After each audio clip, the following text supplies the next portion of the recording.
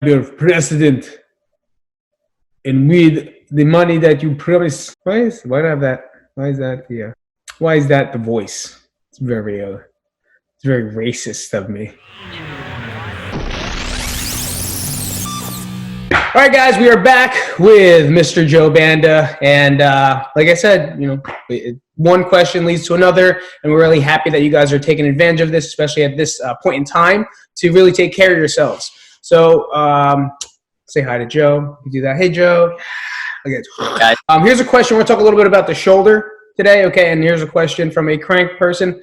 My left shoulder a little bit higher, and she points in the picture here, okay? Right elbow tendon that I think may come from affected wrists, doing wrist stretches every now and then, but they kill. Anyhow, my left shoulder feels weaker, and I feel it a lot when I go into overhead, thrusters, anything overhead pretty much, unless I modify it to like a 45-degree angle. Halfway through the push presses, the arm fatigued faster. Pretty much I had to stop by the time I was done working out. So anything on that, she kind of pointed to this area here, the shoulder, and saying it's just a lot of pain when she goes overhead. So, like we talked about, I think it's good to start the same way with a little bit of a global diagnostic thing, maybe what we would look at as physical therapists when we're looking at the shoulder. So, again, it's a global thing because just from saying I have pain here and describing some of the symptoms, if we were in session, I would look at, as a physical therapist, you look at range of motion. You look at where the pain starts, what the quality of range is she shrugging at all if she goes up, how the shoulder blade in the back is moving with the shoulder. So all of those things that we can't really look at. We also look at, let's say, assessing the rotator cuff and seeing, is there anything testing wise that would make us think, okay, you have a little tendonitis, you have a little tear. We assess the labrum. Again, same thing through special testing. Is there anything that stands out that would say you have a labral tear? But let's talk globally about when you think of front of the shoulder pain, it's usually, now you have bicep tendon there that runs up the front, attaches to from and acts as a rotator cuff muscle. So we'll talk a little bit more about what the rotator cuff does in a second. But can you have some biceps tendonitis there? Sure. A lot more often than not with front of the shoulder pain, it's mostly an impingement, meaning when you're moving, because of some instability in how the shoulder's moving, you're getting a pinching of the structures of the shoulder. So there's, as your clavicle here, your shoulder blade in the back, your clavicle in the front, they come and make a small joint. You can get things pinching in there as you try to go overhead. So the main things that cause that, a lot of times, are posture. So, or weakness of the rotator cuff muscles, tightness, all things that are kind of posture related. Now, when she starts talking about pain in the elbow, pain down to the wrist, weakness throughout the shoulder motions, that could be the neck too. So there could be a lot going on here that we would have to assess and see. But let's talk about, for the sake of this talk, let's talk about global shoulder health. So to start, I have this little picture I'm going to try to zoom in on here. Got it. So here's a picture. The guy over here on this side is kind of your normal good posture. See how much higher his arm is compared to, let's say it's by his ear, where the other one's kind of by the nose or his cheek. Right. That difference is coming from the angle of your upper back. So this person has a little bit more of what we call kyphosis, which is that kind of forward hump type thing as we age, right? Right.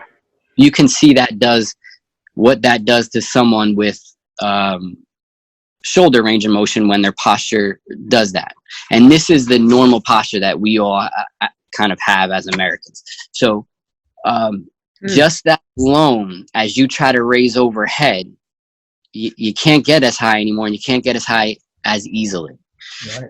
So the other thing that I want to talk about is what exactly the shoulder looks like. So when we talk about shoulder, you think of it as a ball and socket joint. So most people will do this, right? Here's your socket and here's your ball going into it, and you kind of move that way. But the shoulder, the way that it's made up, is more of a golf ball on a tee. So kind of the ball of your shoulder, and here's what it sits on. So yes, there's kind of the shoulder blade that comes around, but here's the joint, the main joint. So now when you're raising overhead, it has to stay on this tee. And what does that is the rotator cuff. So as you raise up overhead to make it not drift off of this tee, your rotator cuff muscles are what work to kind of keep that, they slide it and roll it to keep it centered on the tee. So if they're not working effectively, you're getting that little bit of a drift off of the tee of the shoulder. And that's what can give you that impingement where you're starting to hit other structures around the shoulder. The shoulder's a lot of things happening in a small space. Right. So if it's not effectively moving, then you're hitting other things. So the rotator cuff is what keeps that in line. As you go overhead, the rotator cuff's 4 muscles, right? Maybe 5 if you count the biceps tendon like we talked about earlier. Right. Those muscles all work in a small space to maintain where that ball is as you're going overhead in your shoulder. So if you can think of posturally now, let's go back to that. If you're centered here, and now all of a sudden you have this awful posture where and it doesn't have to be awful, it could be just a little bit of a rounded shoulder. Now you're coming forward on the ball on here a little bit. You're changing the angle. So now it takes even less for you to fall off of that tee. All right. So where we're going to focus now is what we can do posturally to make your shoulder the most efficient and effective and healthy. So the main thing, and you do a good job at Crank of adding this in every warm-up, there's usually some thoracic rotation. So thoracic is that upper part of your back, right? So we do a lot of things, the sideline rotation. Right. You started doing, that. The other thing that needs to be worked on, though, is extension. From sitting kind of slumped over where a lot of driving, a lot of computer work, sitting slumped over, your shoulder comes forward and your upper back rounds. Right. So we lose tension at the upper back. And going back to that first picture that I showed, you can see how much damage and how much strain that'll put on the shoulder if your back starts to press forward. Right. So one of the big things that I think that we can do is work on extension a little bit more. So I'm going to come down to the floor here. Cool. You want to, anything to stop me, anything to explain a little better? No, I think it's good. Keep going. Keep going. I got the foam roll here, the trusty foam roll. I tell all my patients that I think this is one of the best investments that they could have. It's how much is a foam roll? $25, $30. You can find it on Amazon, something like that. Right. So even if it's just to do this first one after a day of work, just to open up, yep. I think it's a great tool. So the first thing that I'll always recommend to do to start that extension from your upper back is just to lay on it. So we're going butt supported, head supported. We're laying straight back here. Gotcha. So I'm going to slide down a little bit more so you can see that. So I start with my arms out to the side. And what this does is 2 things. You're getting a little extension from your upper back to fight that hunch that we do all day. And you're getting a big stretch in your pecs. Yeah. So the first thing is just lay.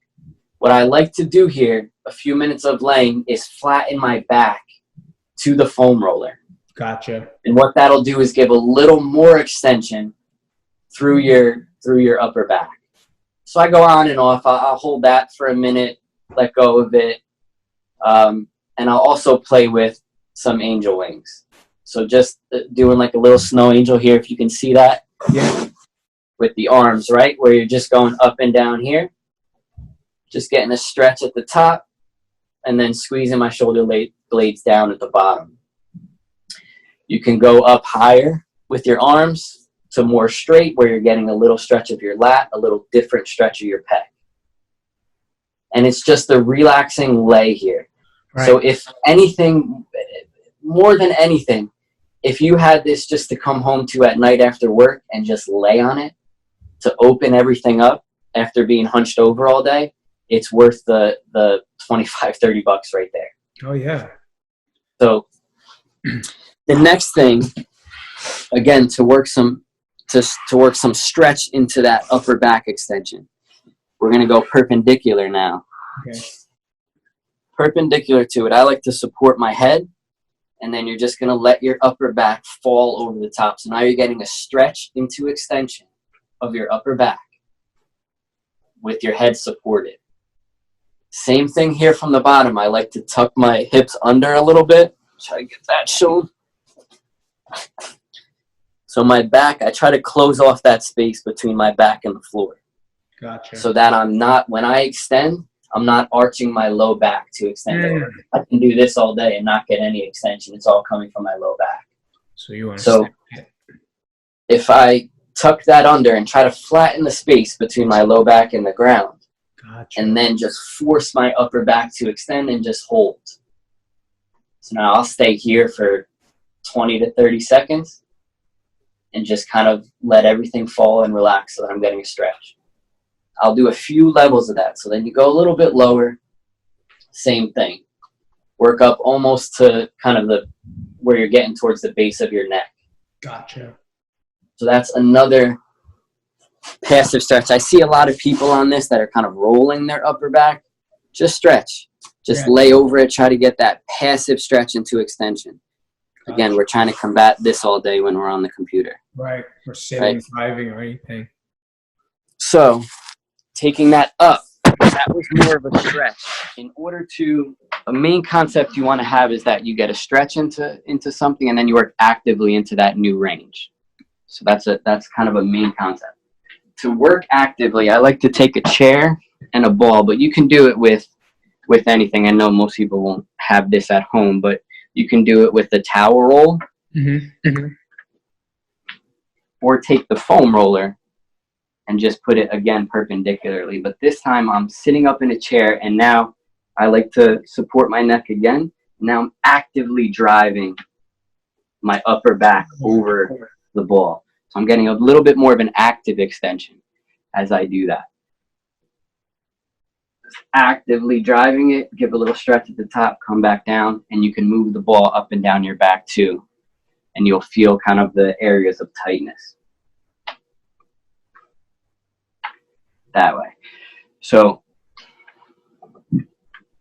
that's some active extension. The other thing